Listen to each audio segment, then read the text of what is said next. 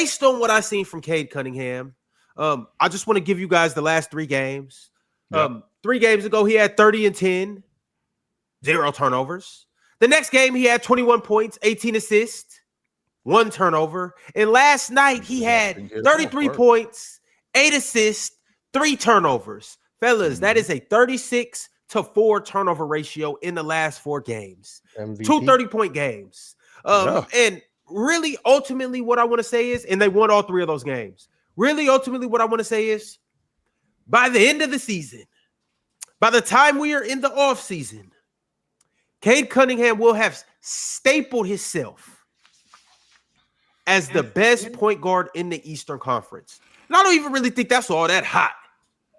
By the end of this season, not that many point guards in the Eastern Conference, so for sure. Sure there are. It's him and Jalen Brunson. And Tyrese Maxey and Darius Garland. It will be him and him. That's Trae Young not exist. He hurt. Trae Young washed too, Joe. He been playing shitty. He been playing shitty this season. I think Cade been past Trae Young, so. Now, Mars, I'm not gonna agree with you on that one. You know how I feel about Trae Young. Yeah. But... What? Yeah, I'm. Trae Young hasn't moved me this year. Last year was kind of shaky. Yeah, I said what I said about Cade in the playoffs last year, and if he continues on this trend, by the end of this season, it will be Cade and Cade at the top of the Eastern Conference when we talking about point guards. So okay, Ron, if that's the case, so it would be SGA, Luka, Cade. That's what I'm looking at. So rest in peace, Steph. Yeah, Steph Curry still exists. Apparently, Steph. Can we have a conversation about Cade Cunningham and Steph Curry, Ron, or no? We'll visit that when we get there. I'm just talking about the East. All right. Hey, I'm leaving. It's a reason why I left the West out of this.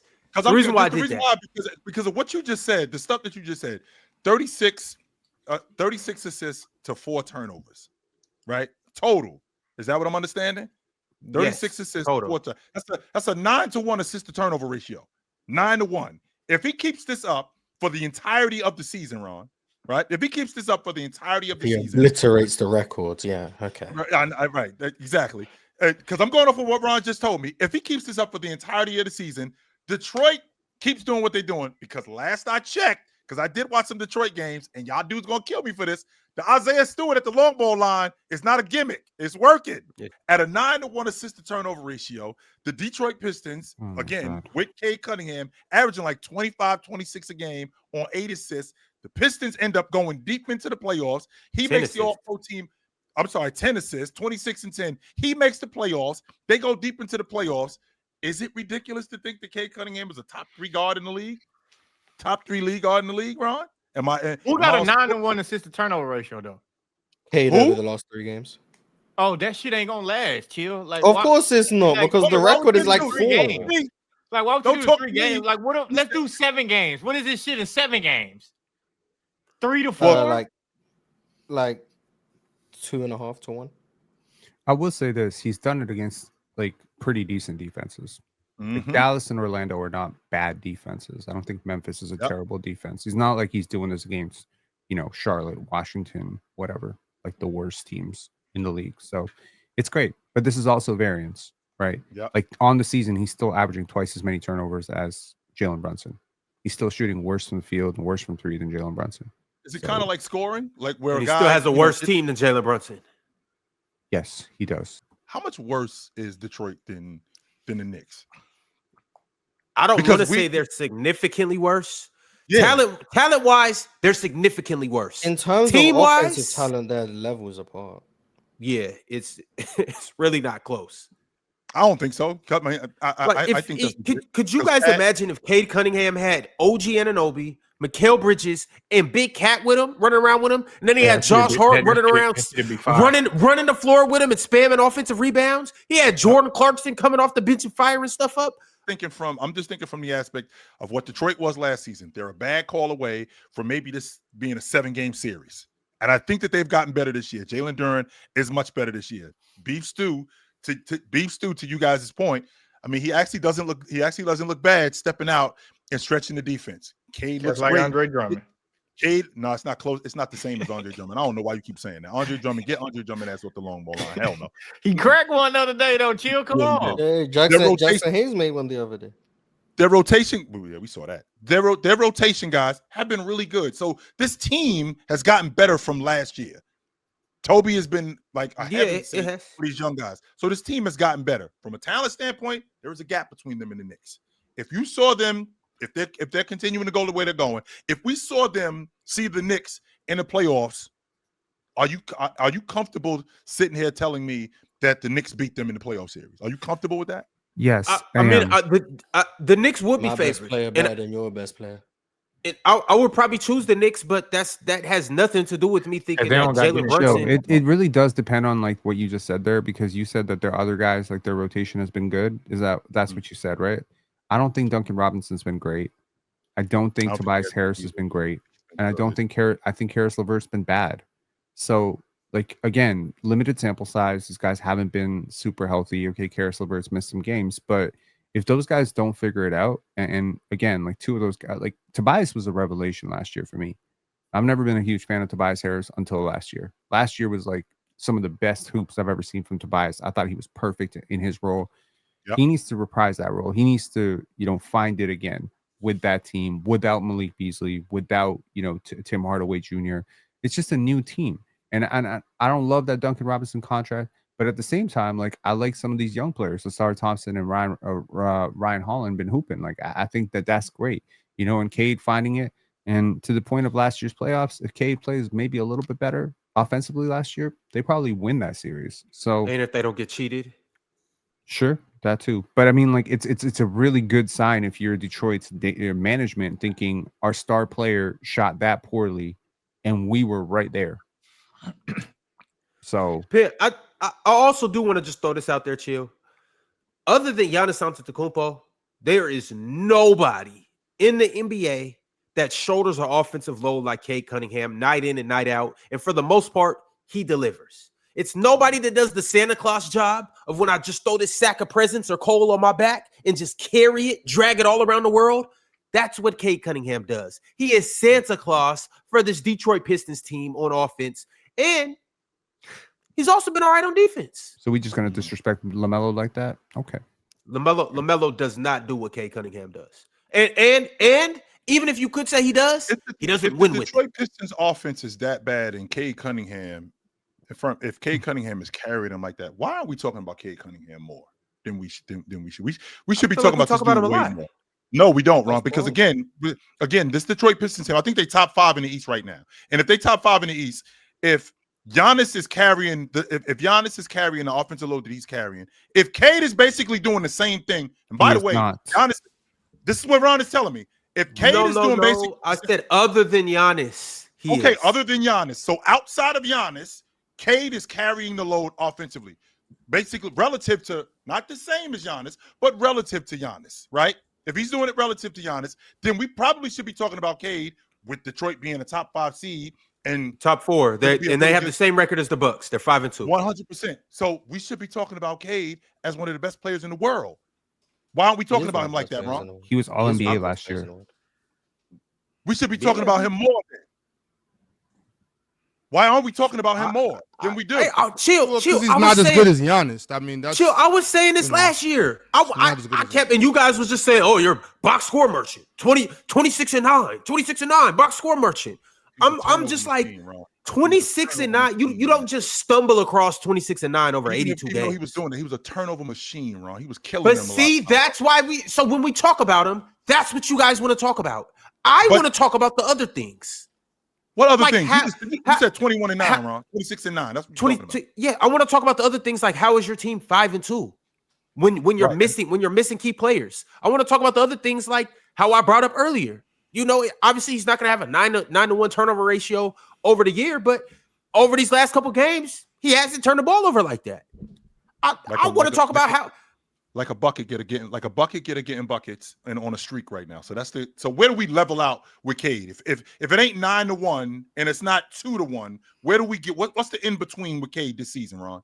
Sure, I don't even want to predict it, and I can't call it. We just kind of, because he's so young, we just got to watch it and see. Can we get 4-2? 2-1. 4-2 is still 2-1. That's not a change from last year. Here's the difference. I'm still getting more assists. That's not how he averaged 9 last year. He's not going to get 18. So Yeah, It's still gonna be 2-1. 4-2 is still 2-1. You just made the numbers Yeah. bigger. Okay, so I don't know, 4-1? chill. We just got to see 4-1. 3-1 How maybe. about 4-1 then? 4-1 is 4-1 probably would be great. 4-1 with the amount of birds and he No. has, I highly doubt that's No? possible. Yeah, 4-1 is kind Because of then you're talking about him How many turning the more ball over assists is he like gonna twice get? a Hold How on. about game. 3-1 then? How about 3-1? There you go. That's probably ideal. He call it takes 5-2. too many. Let's call He it 5-2. takes too many risks 3-1, with 5-2 the for basketball, and honestly, turnovers are not the worst thing in the No, it's world. not. Turnovers are not the worst thing in the world. People focus too much on turnovers. I like some of his turnovers. Some of his turnovers suck. Like I think Mars brought up the stat a few weeks ago where he said he led the entire NBA in lost ball He turnovers. lost the ball. Yeah, he lost the ball the most in the league. Yeah, like those are bad turnovers. Dribbling it off your foot, just losing your handle, and it dribbles out of bounds. Those are crazy ass turnovers, right? But some of the turnovers are based on you seeing something and your teammate didn't see it, and you throw the pass where their teammate's supposed to be. Like that shit happens once or twice. Yeah. Or you deliver a big man a pass and he just not looking at the ball and boom, he has hands of stone and it falls out of bounds. That's your turnover. I agree to some extent that every pass you throw is your responsibility, but sometimes it really don't be your fault, right? So some of his if you throw turnovers, somebody the ball that's not looking, it's kind of your fault. like I think it's like pick your poison. There is a lot of low turnover point guards that just don't create a lot of advantages, and I actually dislike those players a lot more than I dislike players like Cade and Trae Young. Trae Young and Cade will try stuff, and I appreciate that about them. Scotty try stuff too. Why you didn't put him in there? Are y'all not gonna say nothing to Pin about this take that he's making? What? Because when I make this take, I get booed off the stage. When I tell you guys turnovers aren't really all of that. You're not me. Okay, well, what you say is turnovers don't matter that much because the guy's getting assists. Yeah, I'm not saying that.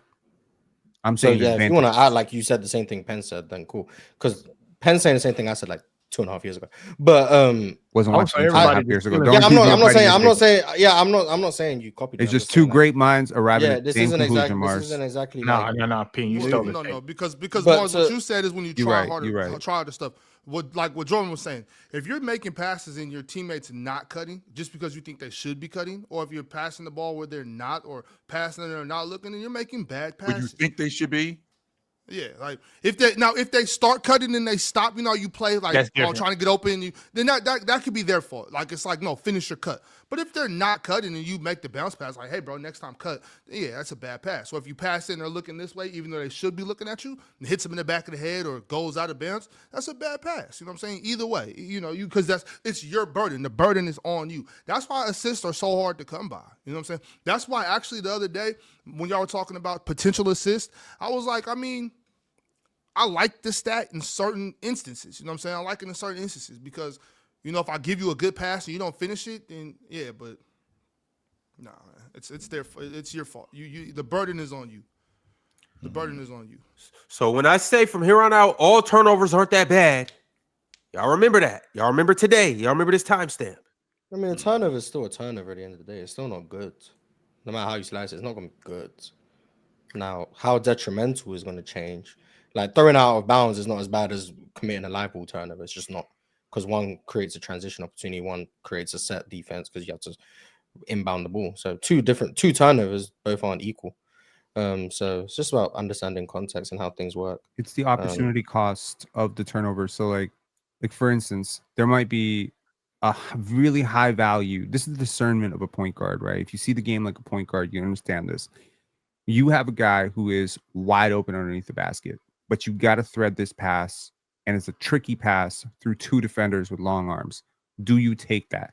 And it's like 9 times out of 10, if you're a good passer, you're going to try to make that pass because it's going to lead to 2 points guaranteed.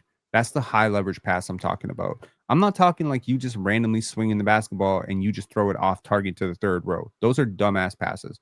I'm talking about what is the cost benefit analysis of every pass you throw, because some passes are tough, but they're tough for a reason, because on the other end of that pass is a guaranteed 3 or a guaranteed 2, right? Like if you swing to the corner on a random drive and you didn't map the court properly and you don't see the help coming, like there's this old quote from Jamal Crawford where he said like beginners and amateurs, they always see their man, right? They're looking at their man, they're trying to beat their man. When you get more advanced, you start trying to beat the help. So you trying to already think ahead on where the second help is coming from. When you become a master of the game, like what Cade is aspiring to be, what Shea and all these like precision attackers are trying to do, you're actually convinced that you can beat your man and you can beat the help. And now you're only thinking about who's meeting me at the rim. So that element of like when you start putting basketball in a savant's hands, I'm almost like, I don't think LeBron has bad turnovers. I don't think Luka has a lot of bad turnovers. I think most of their attempts are like the consequence of trying so much. You're gonna turn the ball over a lot. I'd rather that than have a guy like Jose Calderon or someone like, you know, who just like won't throw the pass that leads to a turnover. Like, I think that's selfish personally. Like, you, to me, you're just trying to protect your assist to turnover ratio and fuck out of that. It's the player choice way. Yeah, them boys don't get it started. The player choice way. Yeah, the player choice way. Come and switch lanes into the player choice way.